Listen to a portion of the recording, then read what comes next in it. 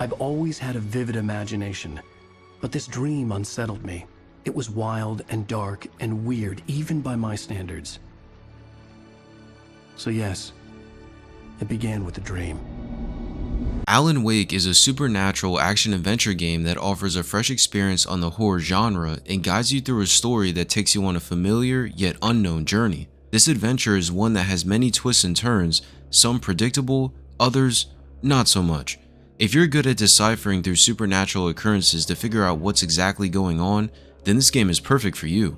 The story for Alan Wake takes place in Bright Falls, Washington, where Alan, a crime fiction author, is currently going through a 2-year writer's block.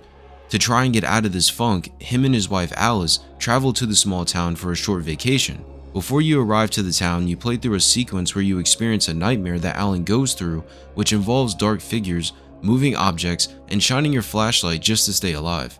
Unknown to the player, this nightmare section was indicative of how the rest of the game would play. As you arrive to the city, everything seems normal, but just like any popular horror or slasher movie, when you're in a small town that seems perfect, it hardly ever is, and Bright Falls is no different. Right from the first episode, you get the feel that there is something going on with this town and that the townspeople appear happy on the surface, but give off this sense of dread underneath. Much of this tension is present and stems from the darkness itself, as not only citizens of the town are scared of it, but Alice is afraid of it as well.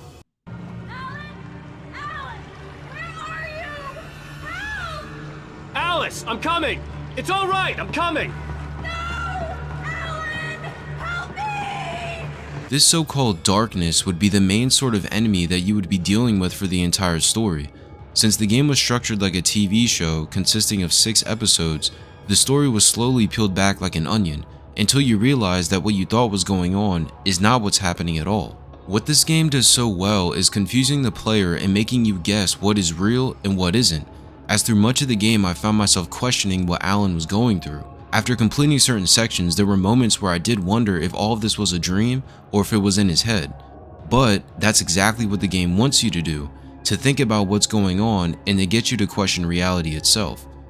All of this speculation is eventually resolved by the 6th episode, as the story is wrapped up nicely and you get clarity on some questions that needed answered from the previous episodes. The twists that happen do make you feel like you're playing through a horror show that you would see on Sci-Fi during October, making it easy to stay invested into the overall plot since you know the game is sectioned off into these bite-sized pieces. The music and atmosphere help make the story feel realistic and give off this layer of authenticity that you might not expect. Whether you're walking through the town or in the woods trying to reach the next tower, the feeling you get when you're alone in the dark with nothing but your flashlight will make any person at least a little bit tense. Overall, if you're a fan of supernatural horror and enjoy some ambiguity with the story, then this plot will be one I'm sure you'll enjoy. When it comes to the gameplay, Alan Wake is a game that is in need of a major tune-up. As I mentioned earlier, there isn't much to the actual combat. When you're not walking inside of buildings or throughout the town, you're placed inside the forest or grassy areas where you travel to the next destination to move the story forward. As you're on the move, these dark ethereal beings comprised of literal darkness appear out of nowhere and try to kill you. All of these beings are people that were from the town and disappeared or were taken over by the darkness, hence why you see different kinds of citizens when in combat. While fighting these enemies, you'll see normal-sized humans to these giant lumberjack type of people. As you could expect, the normal-sized enemies can be killed by using your standard revolver, whereas the large enemies need stronger guns like the shotgun or hunting rifle to be taken down. What makes this combat so bad is that your movement is very stiff and your actions lack fluidity. Most of the time the enemies move slowly towards you, with the exception of the large enemies running from a certain direction. So what's the best plan of action? Dodge the attacks so you don't get hit. But unfortunately, the dodge system is very poor, as to dodge anything at all, you have to press L1 and then move the analog stick to the direction you want to go. On paper this seems to work based on the walking speed of the enemies, but it doesn't translate well to the actual gameplay. When you try to dodge, what will happen is that the dodge will work, but you'll perform the movement early and end up still getting hit by the enemy. This happened to me the most when fighting against the larger enemies that did the charge attacks, as I would press the dodge button and instead of swaying out of range, I would just run into the enemy.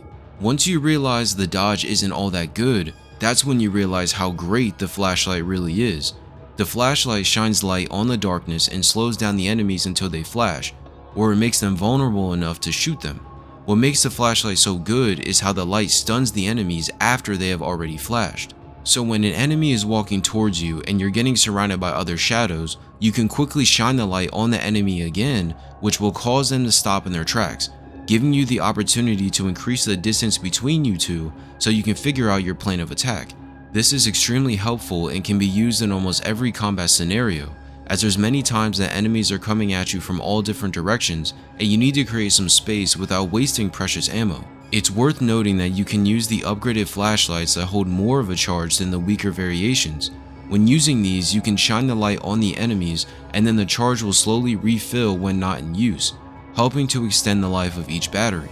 If you're able to find an upgraded flashlight, I highly advise you to grab it because it will help you in fighting the objects. Yes, you heard that right. The darkness not only affects people, but normal everyday objects. These objects can range from tables to chairs, construction equipment, and much more. Every one of these animated pieces of furniture require a lot more charge to extinguish than the normal enemies, and to make matters worse, they float in the air and then dart right at you, causing some significant damage. If you don't take your time in fighting these things, you can easily die on even the simplest of items.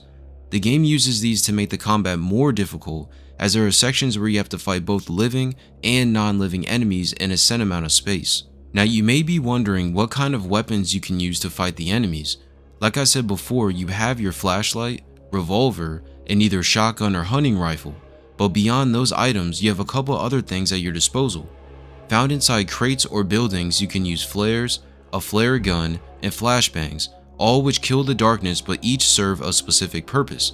Understanding what that purpose is helps you know what works best on what kind of enemies, making ammo conservation a heck of a lot easier.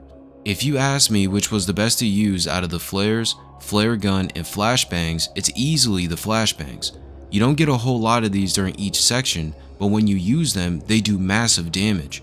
You can use just one flashbang and destroy a whole group of enemies, as the flash is so bright it can pierce right through the darkness shield and eliminate them with ease. It's not to say the other two options are bad, but it's just the flashbangs are that good. It's safe to say that once you get used to the combat, it becomes more tolerable.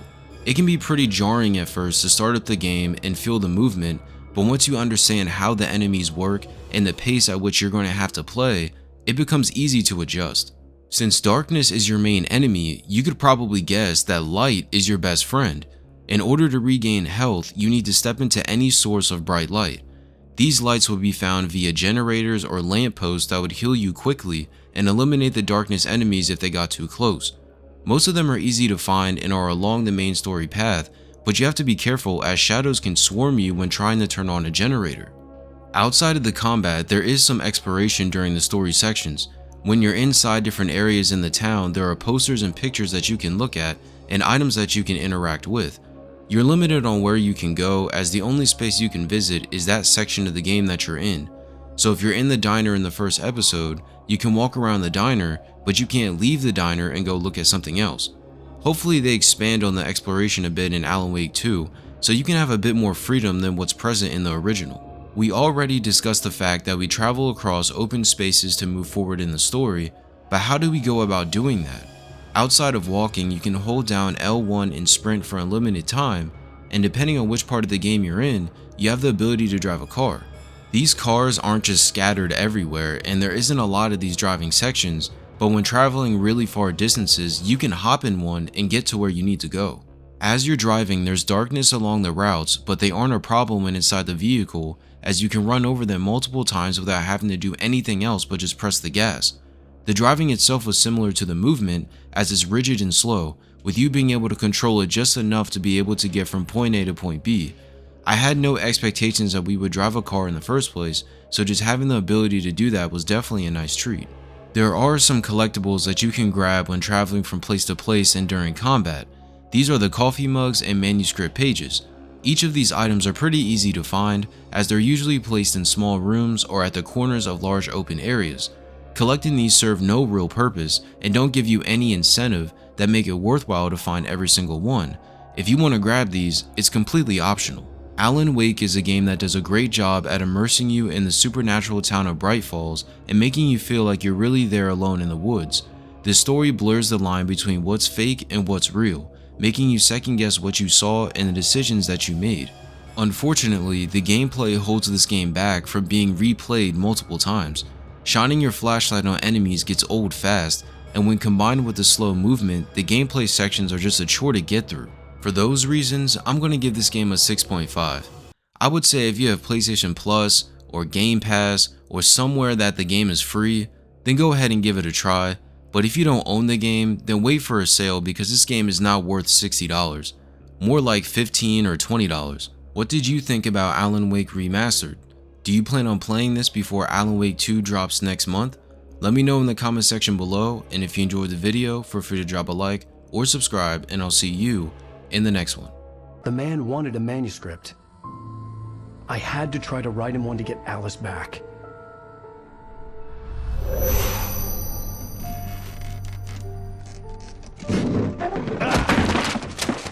For me, the supernatural had always been nothing but a metaphor for the human psyche, a tool to use in writing fiction. Now, it was happening for real, and I couldn't put a single word on paper.